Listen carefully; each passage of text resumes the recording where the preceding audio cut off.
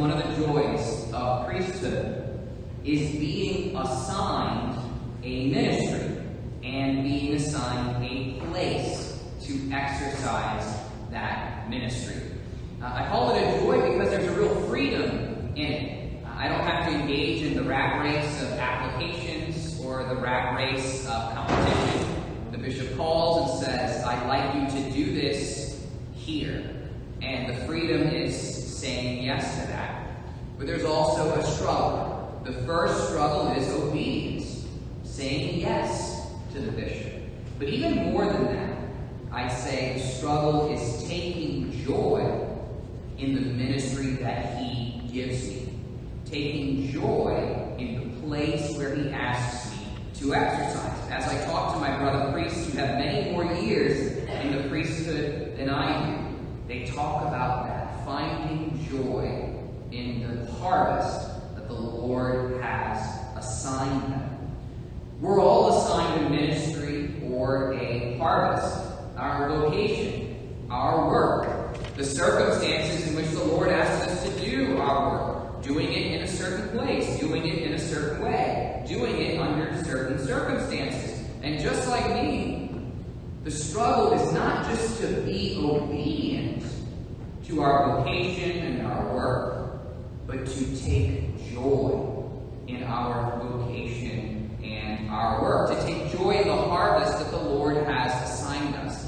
Our gospel today has a real powerful insight for us when it comes to taking joy in our harvest. So let's dig into that and see what the Lord has for us today. In our gospel, the Lord declares that he has a harvest for each of us. The goal of hearing his word, of understanding and receiving his word, it is a harvest. It's not as if the Lord assigns a harvest to some of us and no harvest to others. No, everybody is assigned a harvest. But, as he says, while he assigns a harvest to everyone, he does not assign the same harvest to everyone. To some, he assigns a 30-fold harvest. To others, a 60-fold harvest. To others, a 100-fold harvest. Well, what does all of this mean?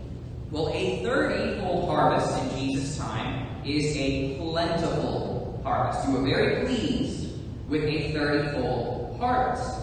A 60-fold harvest is a bumper crop. It's the kind you used to hear your grandfather talk about as you were growing up. Oh, that harvest of 19 so-and-so.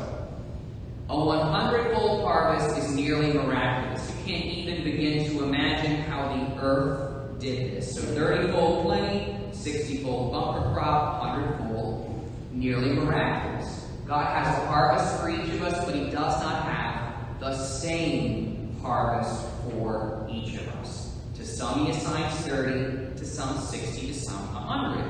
I can already hear that doesn't sound very fair. That doesn't sound very just. But because it is God who does this, we know that it is fair. We know that it is just. Justice himself cannot be unjust. Justice himself cannot be unfair. So in the symphony that God is conducting, not all are violins, not all are horns, not all get a solo. In the mural that God's painting, not all are bold colors. Some are bold, some are neutral, some are preparatory work, some are final touches. In the body that God's building, there are heads and shoulders, knees and toes.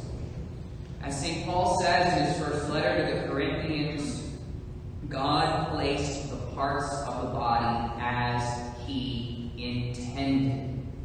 And the hand belongs just as much to the body as the eye does. The hand needs the eye just as much as the eye needs the hand, and the eye needs the feet as much as the feet needs the eye. If all were feet, if all were hands, there'd be a bunch of hands and a bunch of feet. No body. The Lord assigns the harvest to all, but he does not assign the same harvest to all. And that is just. That is fair. What is our temptation?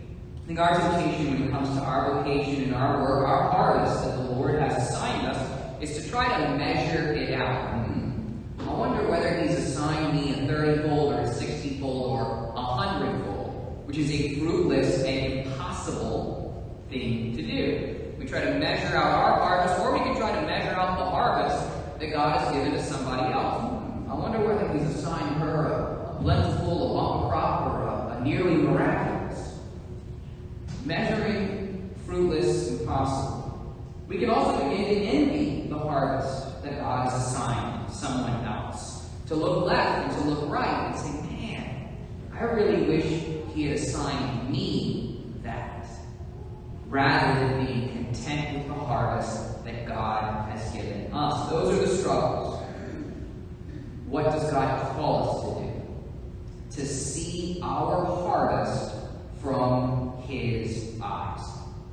Rather than your eyes, rather than the eyes of the world. And the world can make us doubt the value of the harvest that God has given us. I've told this story a few times in my first assignment at St. Anthony's in Eunice.